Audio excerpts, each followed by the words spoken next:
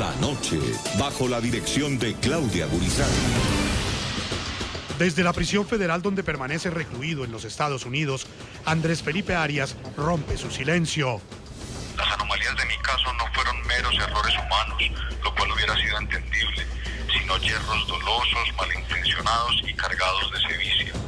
El exministro, que fue condenado en Colombia por delitos relacionados con corrupción, insiste en su inocencia y denuncia que es objeto de una nueva persecución judicial que no le ha permitido apelar ante una segunda instancia la sentencia que lo condenó en Colombia a 17 años y 5 meses de prisión.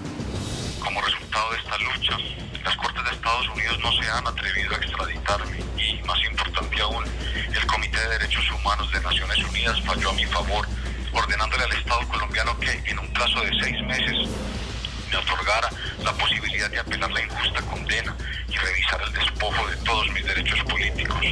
Pues bien, hoy se cumplen los 6 meses y el Estado colombiano le incumplió al máximo órgano protector de derechos humanos en el mundo.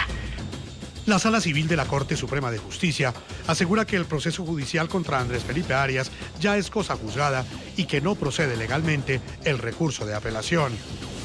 Corte Suprema de Justicia, caso Andrés Felipe Arias. Al determinar que la impugnación de la sentencia condenatoria en firme contra el exministro Andrés Felipe Arias Leiva solo es posible si el Congreso de la República reforma la Constitucional Nacional. La Corte Suprema de Justicia declaró improcedente esa petición y mantuvo vigente el pedido de extradición de que es objeto ante los Estados Unidos.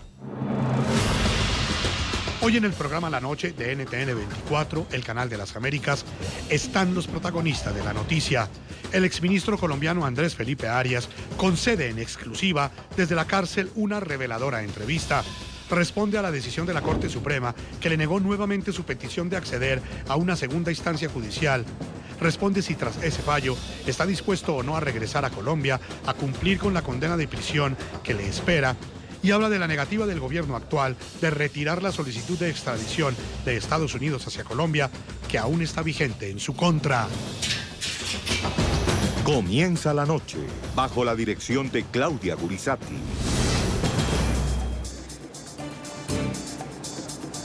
Buenas noches. La noche enciende las luces para que usted vea el punto clave de la noticia. Soy Jefferson Beltrán. Bienvenidos. Claudia, buenas noches. Jefferson, buenas noches. La noticia es la grabación enviada desde su prisión en los Estados Unidos por parte de Andrés Felipe Arias. En el audio que fue revelado en primicia por Noticias RCN y RCN Radio, el exministro y ex precandidato presidencial insiste en su inocencia y asegura que el proceso judicial en el que fue condenado a 17 años y 5 meses de prisión por delitos relacionados con corrupción estuvo plagado de anomalías y violaciones a sus derechos. El punto clave de esa noticia, Claudia, esas declaraciones se dan 6 meses después de que el Comité de Derechos Humanos de la Organización de Naciones Unidas emitiera un dictamen a favor del exministro Arias en el que le pidió al Estado colombiano que le garantice el derecho a apelar la sentencia vigente que tiene en su contra. El punto clave de la noticia también es el siguiente. Andrés Felipe Arias denuncia que el Estado colombiano incumplió y reiteró su petición para que le permitan acceder a una segunda instancia que revise su condena. Señala que en su caso hubo anomalías que no respondieron a errores humanos, sino equivocaciones dolosas, malintencionadas y cargadas de sevicia. El punto clave de esa noticia. Para la Corte Suprema de Justicia, este proceso es ya cosa juzgada, Claudia, y resulta para ellos un imposible jurídico acceder a las peticiones del exministro, que ya completa 19 meses en la prisión donde permanece recluido, mientras la justicia estadounidense decide si lo envía extraditado hacia Colombia o si por el contrario le permite quedarse en condición de asilado político en el país norteamericano. Septiembre de 2009. Este artículo, titulado Operación Magdalena, publicado por la revista Cambio, denunció que el programa Agroingreso Seguro promovido en la administración del entonces presidente Álvaro Uribe por su ministro de Agricultura Andrés Felipe Arias habría entregado millonarios subsidios a adineradas familias de la costa y el Valle del Cauca. En medio del escándalo, el entonces ministro Arias le pidió en octubre del 2009 al gobierno que se mantuviera el programa. De hecho, a finales de ese mismo año, pidió ser el primer investigado por el caso. Diciembre 9 de 2009. La Fiscalía General de la Nación abrió una investigación contra Arias y su reemplazo en el Ministerio de Agricultura, Andrés Fernández, por presuntas anomalías en la ejecución de los recursos de Agroingreso Seguro. Octubre de 2010. Para esta fecha, la Procuraduría formuló pliegos de cargos contra Arias y contra Andrés Fernández. El concepto del Ministerio Público fue por aparentes desvíos de subsidios destinados a campesinos pobres que favorecieron a acaudalados hacendados. Febrero de 2011. Para esta fecha, la Contraloría General ordenó el embargo de los bienes de los exministros de Agricultura Andrés Fernández y Andrés Felipe Arias a raíz del manejo irregular de más de 14.000 millones de pesos. Julio 26 de 2011. Tras aceptar evidencias de la Fiscalía, el Tribunal Superior de Bogotá dictó medida de aseguramiento y ordenó la captura de Arias por los delitos de celebración de contratos e incumplimiento de requisitos legales y peculado por apropiación a favores de terceros. Junio 14 de 2013. Tras una apelación, el Tribunal de Bogotá dejó en libertad a Andrés Felipe Arias, al considerar que no sería un obstáculo para la investigación. El exministro dijo que era víctima de una persecución política atroz. Junio de 2014. En junio del 2014, el exfuncionario decide irse de Colombia junto con su familia, en medio del proceso penal que se le adelantaba en la Corte Suprema de Justicia. Julio 3 de 2014. La Corte Suprema anunció una condena de 17 años y 5 meses de prisión contra el exjefe de cartera de Agricultura.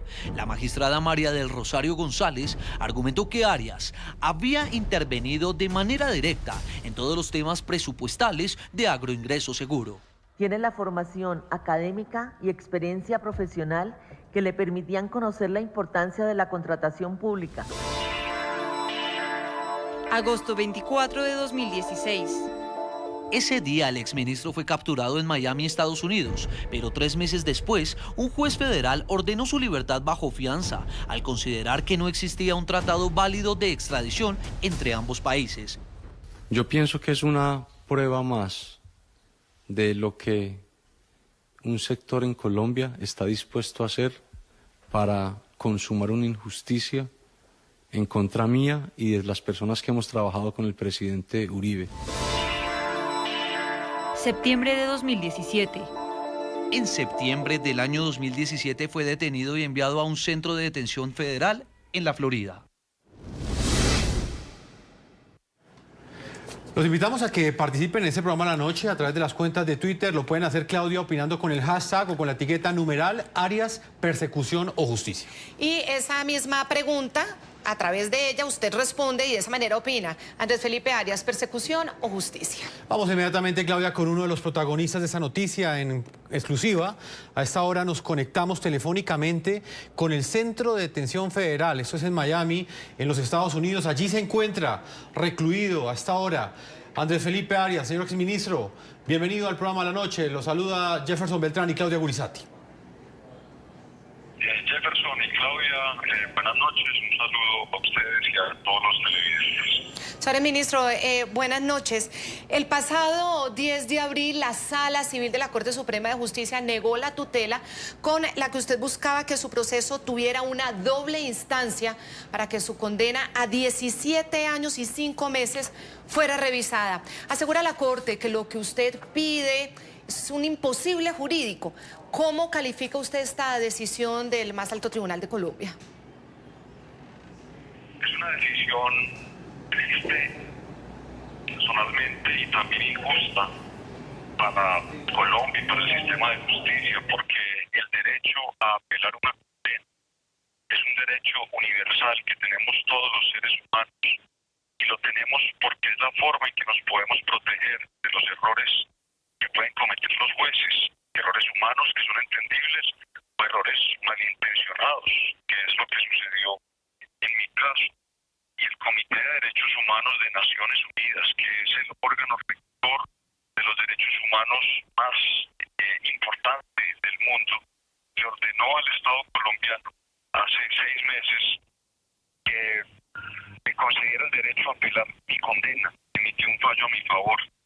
y pasaron estos 6 meses y el Estado colombiano incumplió. Por eso, pues es muy triste y es totalmente injusto que no lo hayan hecho, y más aún con el argumento que utilizan, es que ese derecho no puede otorgarse retroactivamente. Y eso es absurdo y no tiene sentido, porque el derecho a apelar una condena es un derecho que no debe tener límites en el tiempo. Decir que no me pueden dar ese derecho porque no es retroactivo es tan absurdo como decirle a los esclavos el día que se abolió la esclavitud que debían seguir siendo esclavos porque el derecho humano a la libertad no podía ser retroactivo. Es que no podemos olvidar que el derecho a apelar una condena o una condena es un derecho que se acaba de reconocer el Congreso y lo acaba de incorporar en la Constitución a todos los colombianos, en congruencia con todos los pactos y tratados internacionales de derechos humanos. Por eso pues es totalmente triste e injusto que hayan tomado esa decisión. Sin embargo, nosotros apelamos la tutela ante la Sala Civil, y la Sala Civil, pues aunque negó esa apelación, y ahí sale un salvamento de voto del magistrado que es demoledor y es muy fuerte. Dice que el Estado colombiano se está equivocando y está actuando injustamente e inaceptablemente al negarme este derecho. Así es, ministro. La Corte Suprema utiliza ese argumento, asegura que no puede ser retroactivo, entre otras cosas. Dice que es un imposible jurídico porque usted fue condenado el 3 de julio del año 2014 y la legislación colombiana en ese entonces no contemplaba el derecho a la segunda instancia de aforados constitucionales como lo era usted. Señor ministro, agotados todos estos recursos jurídicos, ¿estaría usted dispuesto a regresar a Colombia o piensa insistir en lograr el asilo político en los Estados Unidos? Lo primero que yo debo decir sobre eso es que el fallo de Naciones Unidas no es una recomendación. Ese es un fallo que debe ser vinculante porque se fundamenta en el Pacto Internacional de Derechos Civiles y Políticos, en la Declaración de los Derechos del Hombre, y esos pactos y todos esos tratados internacionales de derechos humanos hacen parte del bloque de constitucionalidad de nuestro país. Y yo me pregunto, si el fallo hubiera sido a favor de un líder social o de un líder político de izquierda o de las mismas FARC, el Estado colombiano se hubiera quedado indolentemente inmóvil y no hubiera hecho nada. La Corte lo hubiera negado. Yo creo que no. Por eso estamos viendo pues que hay un doble rasero y es una injusticia protuberante y que yo... Y es una injusticia pues protuberante que yo tengo que seguir enfrentando y contra la cual vamos a seguir luchando. Si la zona laboral, esperemos que no sea así, porque tienen todos los argumentos nuestros para fallar la tutela a mi favor, decide negarla, pues vamos a ir a la Corte Constitucional, que sería ya como la última instancia. Y si a mí me conceden eso y yo puedo estar en libertad y me garantizan jueces independientes, que no estén politizados, que no tengan un sesgo en contra mía, ideológico, político, pues obviamente que yo quiero ir a mostrar mi inocencia y a probar que lo que sucedió en mi caso fue un proceso y un juicio lleno de anomalías, de venganza, de violaciones a mis derechos. Exministro, lo quiero invitar en este momento a que nos acompañe a recordar ese audio que usted grabó y que conocimos en el programa La Noche Noticias RCN, también en RCN Radio. En él usted dice que el Estado colombiano no cumplió ese concepto. Lo que nos está explicando en este momento del Comité de Derechos Humanos de la ONU, lo que usted pues ampliamente nos está explicando, y que según su defensa obliga al Estado colombiano para que garantice una segunda instancia que revise la condena vigente en su contra por delitos relacionados con corrupción. Usted mismo nos lo está diciendo, hace parte del bloque de constitucionalidad, porque es un fallo de la ONU y son esos tratados que obligan y esos acuerdos entre estados y con las multilaterales que lo convierten en bloque de constitucionalidad. Pero quiero que recordemos y escuchemos algunos apartes de ese mensaje que usted envió hace unas horas. Soy Andrés Felipe Arias y fui condenado a más de 17 años de cárcel por un delito que no cometí. Confinado en una prisión federal de la Florida, el exministro de Agricultura Andrés Felipe Arias grabó este audio, precisamente cuando se cumple el plazo de 6 meses que dio el Comité de Derechos Humanos de la ONU para que el Estado colombiano le otorgara la posibilidad de apelar su condena de 17 años de prisión. Mi proceso estuvo plagado de anomalías y violaciones a mis derechos. Opté por salir al exilio a defender mi inocencia y mis derechos, particularmente el derecho a apelar mi condena. Derecho humano universal que protege contra los errores que pueden cometer los jueces. Las anomalías de mi caso no fueron meros errores humanos, lo cual hubiera sido entendible, sino yerros dolosos, malintencionados y cargados de sevicia. El exfuncionario insiste en su inocencia en el proceso que adelantó la Corte Suprema de Justicia en su contra, en el que lo halló culpable de peculado, según el tribunal, por la adjudicación irregular de contratos del programa Agroingreso Seguro. El Comité de Derechos Humanos de Naciones Unidas falló a mi favor, ordenándole al Estado colombiano que en un plazo de 6 meses me otorgara la posibilidad de apelar la injusta condena y revisar el despojo de todos mis derechos políticos. Pues bien, hoy se cumplen los 6 meses y el Estado colombiano le incumplió al máximo órgano protector de derechos humanos en el mundo. Arias lanzó fuertes cuestionamientos contra la Corte Suprema de Justicia, no solo por la condena, sino por rechazar una tutela con la que exigía la aplicación de doble instancia, tal como lo pedía el Comité de Derechos Humanos de la ONU. La Sala Civil del Alto Tribunal, que le negó la tutela, argumentó en abril pasado que el Comité de la ONU vigila el cumplimiento de compromisos adquiridos sobre derechos humanos, pero que sus conceptos no son de naturaleza judicial. Imposible no preguntarse de qué sirve denunciar las persecuciones, violaciones a derechos humanos y encarcelamientos políticos del vecino, si en la propia casa, pudiendo hacer tanto, se mira para otro lado cuando sucede lo mismo, como si hubiera injusticias de primera y segunda categoría. Para el exministro Andrés Felipe Arias, existe un doble rasero a la hora de administrar justicia en Colombia y cuestionó lo que calificó como la indiferencia del Estado. Y me pregunto, si Naciones Unidas hubiera fallado a favor de un líder social o político de izquierda o de las mismas FARC y no a favor de Andrés Felipe Arias, ¿el Estado colombiano hubiera permanecido indolentemente inmóvil? Seguro que no. Tristemente, al igual que yo, son millones los colombianos que se sienten agobiados por la falta de justicia y la indiferencia del Estado.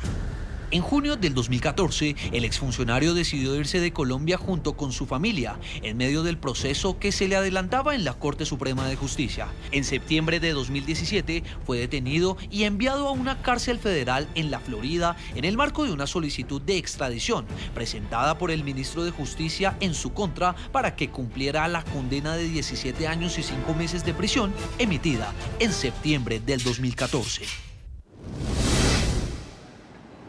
Seguimos conversando con el exministro Arias desde su centro de reclusión en Miami, Florida, en esta entrevista exclusiva que le entrega el programa La Noche de Noticias RCN. Quiero retomar sus palabras, Andrés Felipe Arias.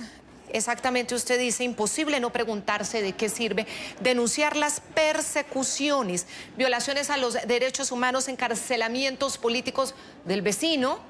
Supongo que refiriéndose a Venezuela, si en la propia casa, pudiendo hacer tanto, se mira para otro lado, cuando sucede lo mismo, como si hubiera injusticias de primera y segunda categoría.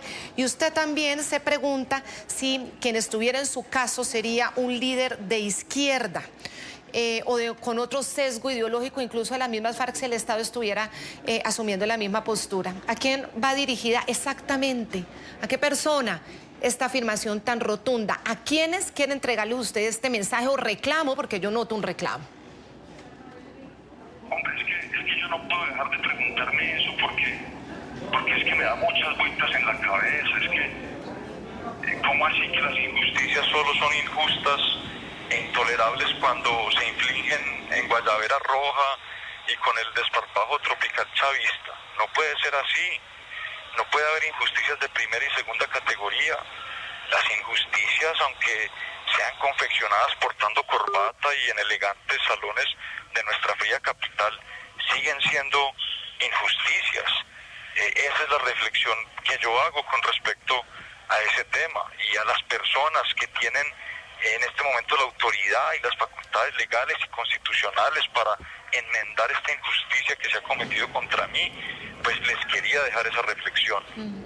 Señor ministro, usted y su defensa, ¿qué opinión tienen de las posturas y de las decisiones que ha asumido el gobierno del presidente colombiano Iván Duque y su canciller Carlos Holmes Trujillo frente a su proceso? ¿Usted se ha sentido apoyado?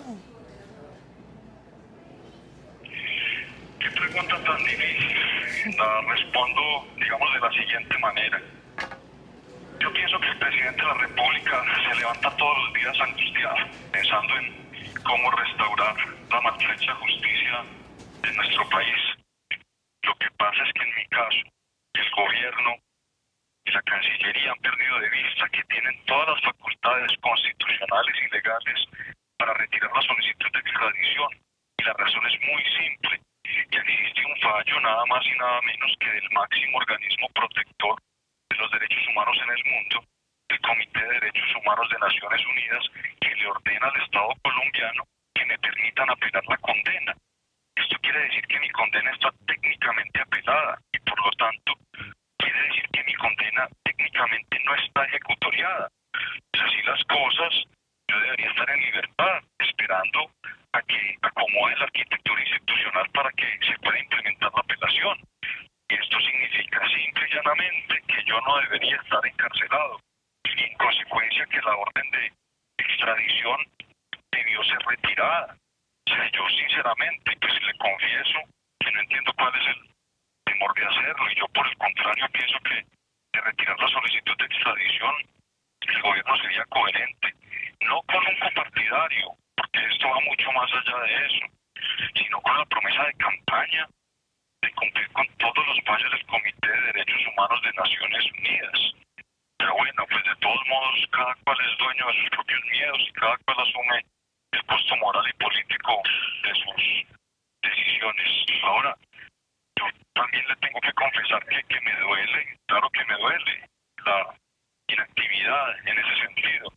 Y me duele por tres razones. O sea, primero, porque en el gobierno conocen a fondo la injusticia cometida en mi contra y la persecución judicial, politizada y desproporcionada contra mi esposa, mis hijos y contra mí, y lo que hemos enfrentado en los últimos 10 años. Es que nuestro partido nació en medio de una feroz persecución política y judicial. En segundo lugar, me duele porque muchos de los integrantes del alto gobierno también han sido víctimas de persecuciones judiciales motivadas en razones políticas. Y por lo tanto saben lo que se siente. Y tercero, pues yo diría que si no la totalidad, por lo menos el 80% de los integrantes del alto gobierno han trabajado de alguna forma u otra conmigo y por lo tanto conocen la integridad con que yo siempre he procedido en mi carrera y en mi trabajo.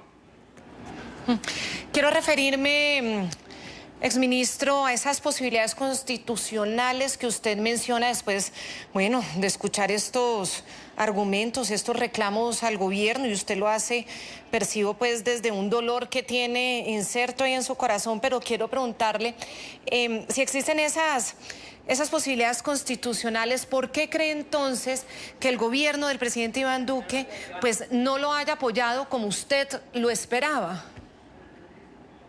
Mire, yo simplemente diría esto, yo sinceramente no sé por qué no lo hacen. Yo estoy seguro y tenemos todos los argumentos para decir que tiene las facultades legales y constitucionales de hacerlo. Y me duele que no lo hayan hecho.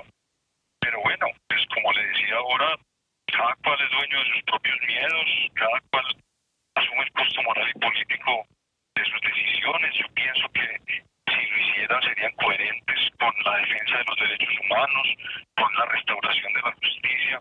Es que cuando un líder de una injusticia debe hacer todo lo que esté a su alcance para aliviarla, para enmendarla, para restaurarla.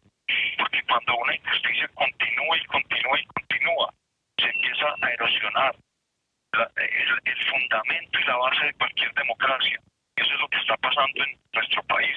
Porque es que tristemente no solo soy yo soy un caso visible, pero son millones los colombianos que sienten injusticia, que se sienten abandonados por el sistema judicial, que sienten que esperan y esperan y esperan una decisión que les pueda traer justicia y nunca les llega. Por eso es que yo hago este llamado. Y ahora yo pienso que esta batalla ha valido la pena es por eso. Yo no le niego que aquí esto es muy bravo y muy tentado y hay días totalmente oscuros y lúgubres, pero yo no me voy a rendir, no me puedo rendir y voy a seguir dando esta batalla, porque así la pierda o así me muera antes de que termine, habrá valido la pena, porque a través de estas luchas le hemos podido mostrar a Colombia que hay un sector de su justicia que es opaco, que no es transparente, que es injusto, que está politizado, que es corrupto, que es inequitativo. Y ese sector empaña el trabajo de la gran mayoría de los jueces, que son gente honesta, gente de bien, que quiere hacer su trabajo de la mejor forma posible. Y como le decía, con eso se está erosionando la democracia en nuestro país.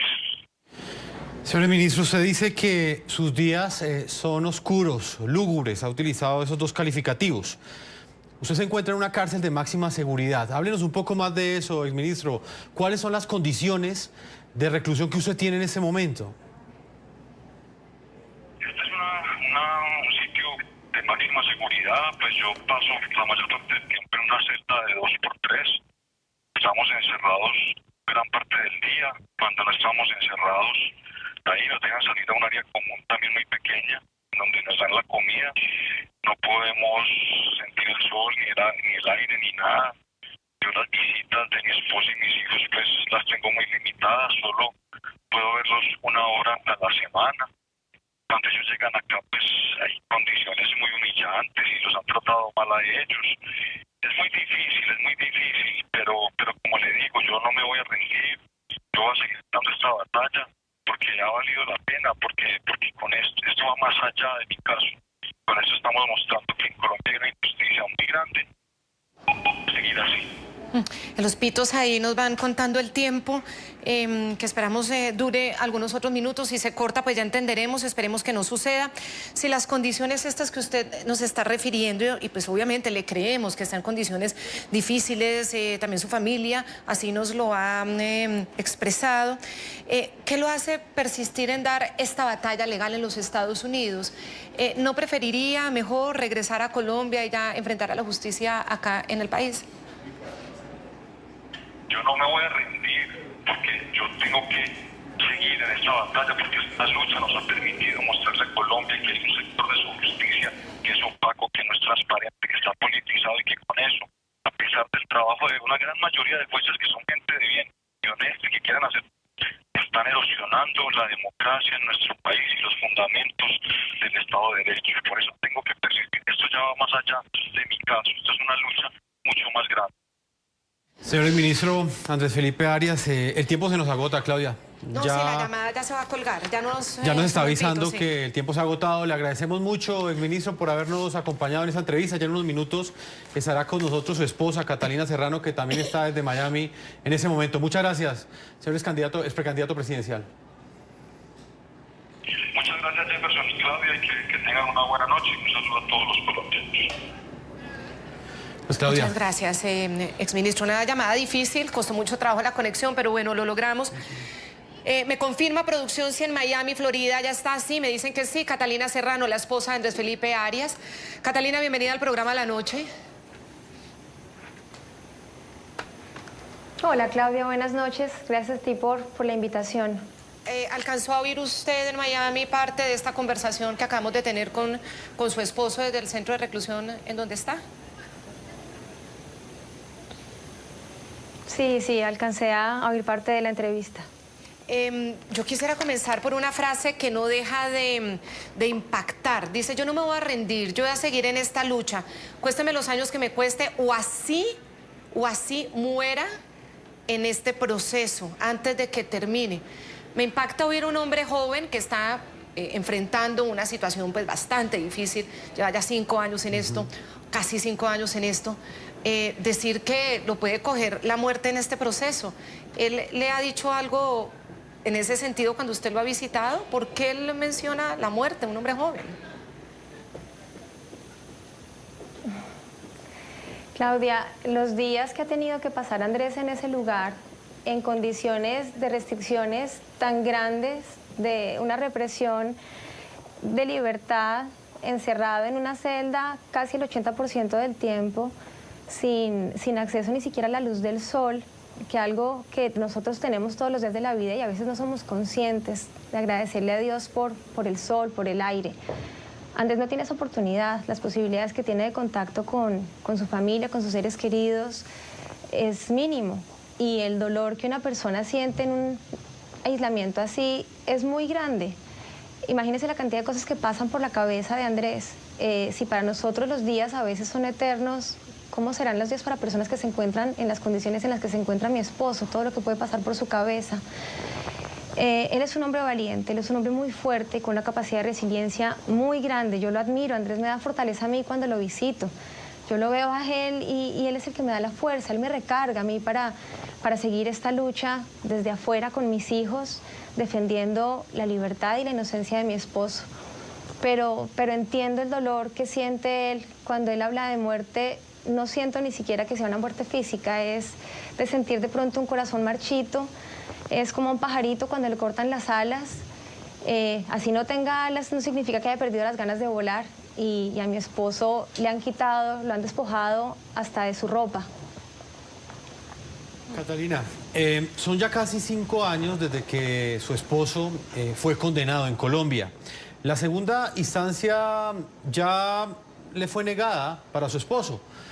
¿Qué viene de aquí en adelante para el futuro de usted y de su familia y de Andrés Felipe? Bueno, nosotros acá seguimos enfrentando el proceso de extradición. Tuvimos una audiencia el 14 de febrero, una audiencia a la que yo he llamado milagrosa, porque justo cuando el Departamento de Estado había firmado la extradición de Andrés Felipe, la Corte de este país fue la que decidió congelar su extradición y permitirle ir a una audiencia en donde pudimos explicar con mucha claridad las razones por las cuales Andrés Felipe no merece ser extraditado, empezando por la inexistencia del tratado y por las pocas garantías que Andrés Felipe tiene en caso de ser regresado a Colombia. Esta audiencia pienso que fue para nosotros una gran oportunidad, milagrosa, porque nadie esperaba que la Corte de este país frenara la extradición de Andrés para darnos esta oportunidad. Y estamos esperando a que ellos decidan. Lo que dicen los abogados es que acá no hay tiempos límites para responder. Como pueden responder esta semana, pueden tomarse entre 8 meses, 1 año. Y es en ese proceso en el que estamos, esperando que ojalá se decida pronto la suerte de mi esposo. En estos 5 años, su esposo ha estado detenido, luego libre, nuevamente detenido. ¿Cómo ha sido el proceso también familiar? Me gustaría aprovechar unos minutos de este programa a la noche, porque los niños también van creciendo, ya han pasado 5 años y en las edades de ellos es casi la mitad de su vida. Familiarmente, ¿cómo sigue siendo el impacto de esta situación que vive la familia? Sí, prácticamente como tú lo dices, Claudia, Juan Pedro, el más chiquito, ha vivido la mitad de su vida sin su papá. Porque cuando él nació a los 20 días, un poquito más, Andrés fue detenido por primera vez en Colombia. Ha sido muy difícil, mis niños pues han tenido que acostumbrarse a no tener a un papá presente físicamente. Sin embargo, Andrés se cayó la llamada. No, Andrés ha sido un papá que siempre ha estado presente emocionalmente y espiritualmente en la vida de los niños. Adaptarnos a esto no ha sido fácil. Es inevitable no sentir un dolor muy grande al no tener al papá. Se está perdiendo de los mejores años de vida de sus hijos, tiempo que no vamos a poder recuperar, que no se puede echar para atrás, pero nos ha fortalecido siempre ir de la mano de Dios. Mis hijos en medio de todo son niños felices, emocionalmente estables, seguros. Yo siempre lo he dicho, no hay nada que haga más feliz y le dé más estabilidad a un niño que ver que su papá y su mamá se quieren, independientemente de que en este momento no podamos estar juntos. Mis hijos ven a una mamá enamorada de su papá, que lo defiende, que lo admira, que lo respeta, e igual de parte de su papá, y eso a los niños les da mucha tranquilidad. Jefferson, si le parece, también involucramos en esta conversación a Marcel Tangarife, él es abogado de Andrés Felipe Arias, a quien le damos la bienvenida al programa La Noche. Estamos en esta conversación aquí los cuatro con la esposa de Andrés Felipe Arias y ahora pues queremos también conversar con usted. Bienvenido, abogado, ¿cómo está? Buenas noches, Claudia, Jefferson, Catalina. Buenas noches a toda la audiencia. ¿Cuál es el futuro inmediato, abogado Tangarife, para el exministro Andrés Felipe Arias, condenado en julio de 2014 por 2 delitos? Los delitos son peculado por apropiación a favor de terceros y celebración de contratos sin el cumplimiento de los requisitos legales en todo este escándalo de agroingreso seguro.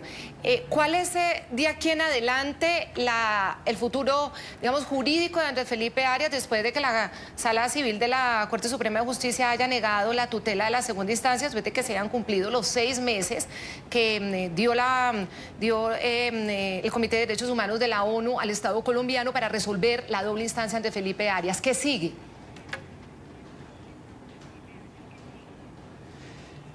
Mire, Claudia, lo primero que sigue es esperar que el expediente de la tutela llegue a la sala laboral de la Corte Suprema de Justicia, porque aunque la impugnación se presentó el 29 de abril, es decir, hace 3 semanas prácticamente, el expediente todavía no ha sido remitido de la sala civil a la sala laboral de la Corte Suprema de Justicia, estando en el mismo edificio, lo cual de alguna manera afecta el trámite de esta tutela, que debe ser rápido, celero, eficaz, porque están en juego los derechos fundamentales de Andrés Felipe Arias. Una vez ese expediente llegue a la sala laboral de la Corte Suprema de Justicia, sabemos que la sala laboral va a tramitar la impugnación de la sentencia de primera instancia, y en esa impugnación nosotros hemos destacado de manera significativa cómo el salvamento de voto del doctor Ariel Salazar, que es el único al que hemos tenido acceso, porque todavía no conocemos el salvamento de voto de la doctora Margarita Blanco, señala claramente que en el caso de Andrés Felipe Arias hay una violación de sus derechos fundamentales, humanos fundamentales, relacionados con la impugnación de la sentencia condenatoria de única instancia de la Sala Penal de la Corte Suprema de Justicia, habida cuenta de varios elementos. Primero, que el derecho a la impugnación de la sentencia condenatoria, independientemente de que se trate de una persona que gozaba o goza de fuero, como es el caso del exministro Andrés Felipe Arias, por ser una sentencia condenatoria, debe, a la luz del convenio de derechos civiles y políticos, que fue el que tuvo el Comité de Derechos Humanos en sus manos para darle la instrucción al Estado colombiano de que respete este derecho que es fundamental. 2, el convenio de San José o la Convención Americana de Derechos Humanos también, que son tratados internacionales además que tienen vigencia en Colombia desde 1976 el primero y 1978 el segundo, dan cuenta de este derecho fundamental humano de Andrés Felipe.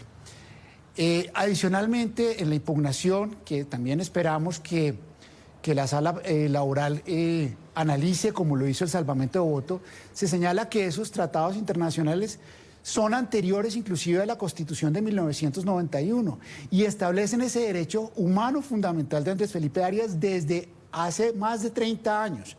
Luego, independientemente del contenido de la Constitución del 91, desde hace 30 años, más de 30 años, existe ese derecho. Pero además, a partir de la Constitución de 1991, esos derechos no solamente son consagrados de manera expresa en la Constitución política, el derecho a la impugnación de las sentencias y el derecho al principio de favorabilidad, sino que adicionalmente esos tratados de 1976 y 1978 se incorporan al bloque de constitucionalidad. Y mire que la sentencia condenatoria es del 16 de julio de 2014. Es decir, el derecho existe y eso lo dice claramente el salvamento de voto, así como nosotros lo hemos planteado en la tutela de Andrés Felipe Arias. Abogado, vamos a hacer una pausa a comerciales, no sin antes invitar a nuestros televidentes que sigan participando a través de las cuentas de Twitter, opinando con la etiqueta o el hashtag numeral Arias, persecución o justicia. También, Claudia, pueden opinar contestando esa misma pregunta. Andrés Felipe Arias, ¿es persecución o es justicia? Estamos atentos a recibir sus mensajes y a leer algunos de ellos aquí en la emisión del programa de la noche. Ya regresamos en esta conversación con la esposa de Andrés Felipe Arias y también con su abogado. Ya regresamos. Seguimos en esta conversación tras haber escuchado en exclusiva, haber podido entrevistar desde el lugar de reclusión al exministro Andrés Felipe Arias, tras los últimos acontecimientos, como fue que la Sala Civil de la Corte Suprema de Justicia negó la tutela para la segunda instancia. Estamos hablando con Catalina Serrano, la esposa de Andrés Felipe Arias, y quiero charlar con usted sobre las condiciones de reclusión en ese centro penitenciario. Cuando usted va con sus hijos, ¿a qué se tienen que someter y cuánto tiempo en la semana tienen para verse? Claudia, son solamente 4 días del mes los que podemos ir, una sola hora. Nosotros vamos los miércoles de 6 a 7 de la noche. Debemos estar ahí 2 horas antes para inscribirnos en una planilla, hacer la fila. El trámite de entrada es bastante demorado.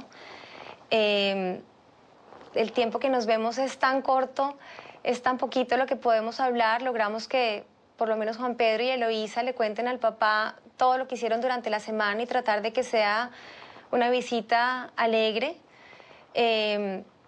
Como lo comentaba Andrés, estamos también expuestos al maltrato de parte de los guardias.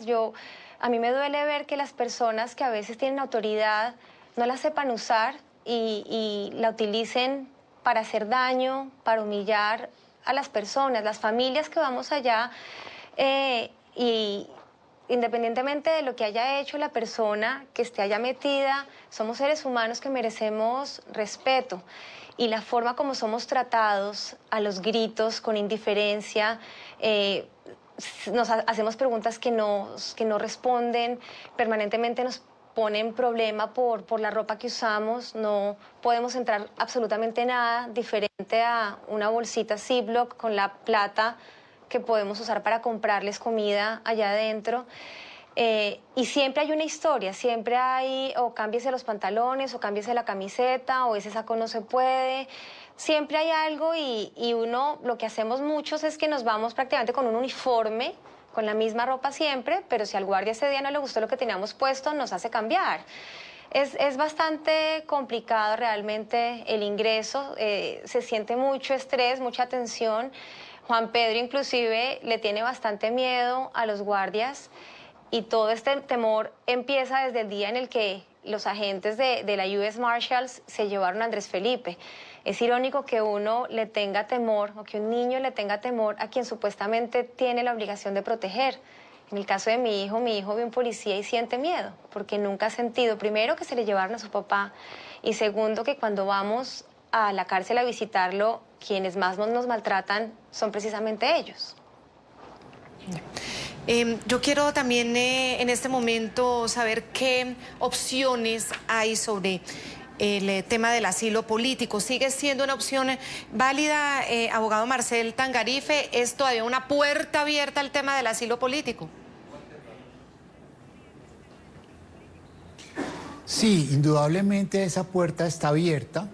Y esa puerta se resolvería, o esa situación se resolvería una vez también se resuelva en la Corte de Apelaciones el tema del pedido de extradición que hizo el Estado colombiano en el gobierno pasado a petición de la Sala Penal de la Corte Suprema de Justicia. Si efectivamente se llega a la conclusión de que el tratado de extradición entre Colombia y Estados Unidos no está vigente y que no hay lugar a la extradición de Andrés Felipe Arias, claramente eso abre el espacio para que se tome la decisión sobre su asilo en Estados Unidos.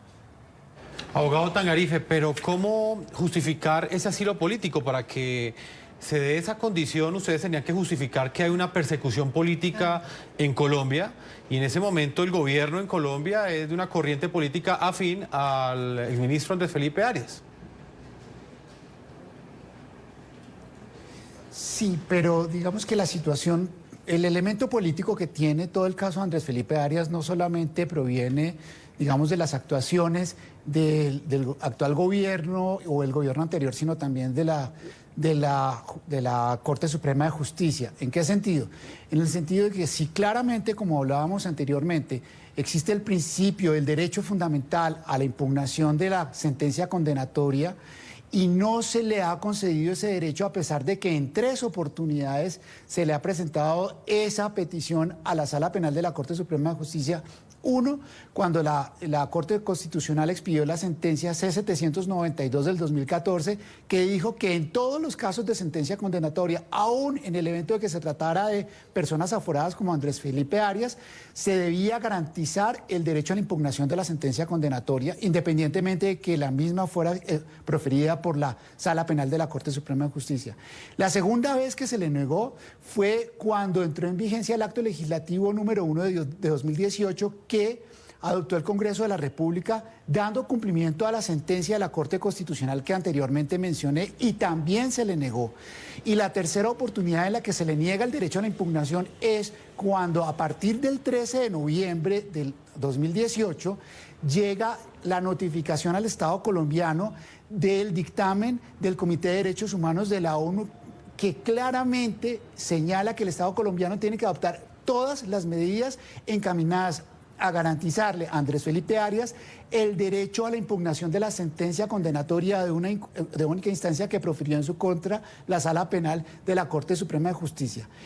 A pesar de que se han presentado estas 3 oportunidades, claramente en el derecho internacional y a nivel de la comunidad internacional no se explica cuál es la razón por la cual las distintas entidades del Estado que he mencionado no han adoptado las medidas, bien fuera la Corte Suprema de Justicia, para garantizarle la impugnación de esa sentencia condenatoria, o el Estado colombiano para procurar efectivamente que se adopten a nivel interno esas medidas. Pues claramente de alguna manera eso genera una situación política a nivel internacional que lleva a la conclusión de que hay unas conductas que están llevando a una afectación de sus derechos. Sí, entendido. Es más por la actuación de la misma justicia y, según la lectura de ellas, la no actuación del Estado. Antes de irnos, porque ya el tiempo se nos agotó, quiero preguntarle a Catalina, o decirle a Catalina rápidamente su mensaje al gobierno.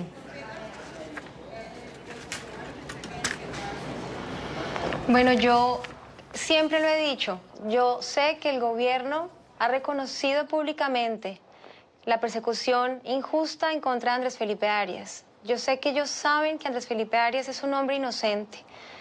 Es un ciudadano, es un colombiano del común que ha sido injustamente condenado. Yo sigo confiando en la gestión que el gobierno puede hacer para ayudarnos. Nuestra esperanza está puesta en lo que el gobierno y el Estado colombiano hagan para velar porque los derechos de Andrés Felipe Arias sean garantizados. Confío en que el gobierno siga ayudándonos en lo que ha venido haciendo.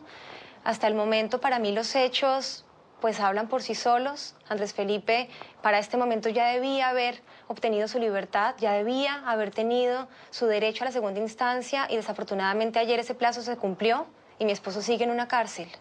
No permitan que mi esposo continúe privado de la libertad. Es un hombre inocente, y así como él, muchos colombianos. El gobierno colombiano tiene toda la obligación y toda la responsabilidad de velar porque todas las personas que se encuentran injustamente condenadas recuperen su libertad. Pues Catalina, muchas gracias por esta entrevista. Ella es la esposa del exministro Andrés Felipe Arias, y vamos a continuar haciéndole seguimiento a cada una de las actuaciones y las decisiones que se tomen, no solamente en Colombia, sino también en los Estados Unidos frente a este caso. Muchas gracias por habernos acompañado. Gracias a ustedes. A Marcel Tangarife, abogado de Andrés Felipe Arias, también gracias por haber estado con nosotros. Muchas gracias, Claudia Jefferson, a ustedes por esta invitación. Buenas noches. Vamos a una pausa comercial. Claudia, invitamos a nuestros televidentes a que sigan participando a través de las cuentas de Twitter, opinando con el hashtag o con la etiqueta numeral Arias Persecución o Justicia, numeral Arias Persecución o Justicia. También pueden contestar la siguiente pregunta. Para ustedes, Andrés Felipe Arias, el caso que hemos explicado el día de hoy, ¿es un caso de persecución o es justicia lo que se está aplicando contra el exministro? Vamos a una pausa y ya regresamos a la parte final de este programa de la noche. A todos nuestros televidentes los invitamos a que sigan enviando sus comentarios a www.ntn24.com, en Twitter, @NTN24, Segurizati NTN24, Jefferson NTN24. También lo pueden hacer en la noche NTN24. Y como siempre, en la noche seguir encendiendo las luces para que usted vea el punto clave de la noticia. Muy buenas noches, hasta mañana. Buenas noches. Jefferson.